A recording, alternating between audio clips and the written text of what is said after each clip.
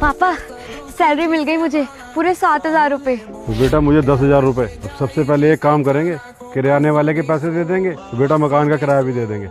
आप लोगों को सैलरी मिल गई? जी साहब, मिल गई सैलरी। अच्छा, आप मुझे बताओगे कि आपको कितनी कितनी सैलरी मिली है? साहब मुझे 7,000 मिली और पापा को 10,000। इतना कम? आप लोगों की सैलरी इतनी ही है? हाँ साहब जी, हमारी सैलरी इतनी है।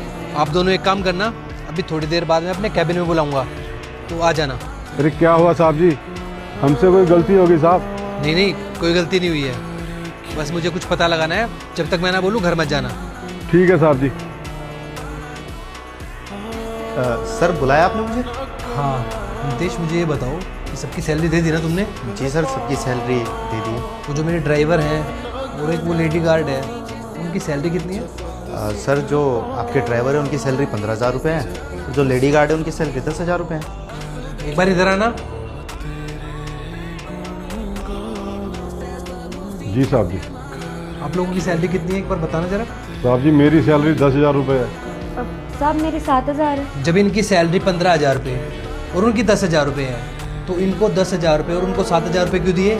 इसका मतलब तुम सैलरी में से पैसे खा रहे हो। मुझे ना इन लोगों से कुछ पैसे लेने थे, इन्होंने एक बार मुझसे उधार लिए थे। साहब जी झूठ बोल रहे हैं ये।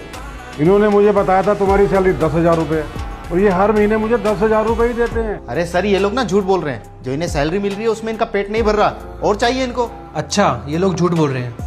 एक बार इनकी सैलरी की ट्रांजैक्शन दिखाना मुझे। सर वो एक्चुअली ट्रांजैक्शन का तो नहीं है कुछ भी, वो कैश पेमेंट की थी ना इसलिए।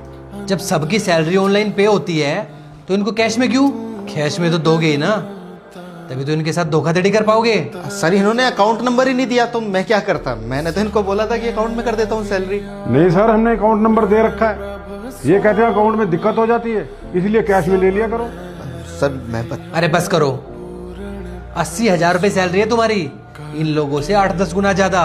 तुम फिर भी धोखाधड़ी कर रहे हो इनके साथ। अरे पूरा महीना मेहनत करते हैं वो, जब जाके थोड़े से पैसे उनके हाथ में आते हैं, उन पैसों से बड़ी मुश्किल से अपना घर चला पाते हैं, और उनमें से भी तुम्हारे जैसे लोग ना इनके हक के पैसे खा जाते हैं। I am sorry sir. वो अरे किस चीज की माफी मांग रहे हो तुम मुझसे, कि तुमने मेरे साथ धोखाधड़ी की या फिर इनके हक के पैसे खाए उस चीज की?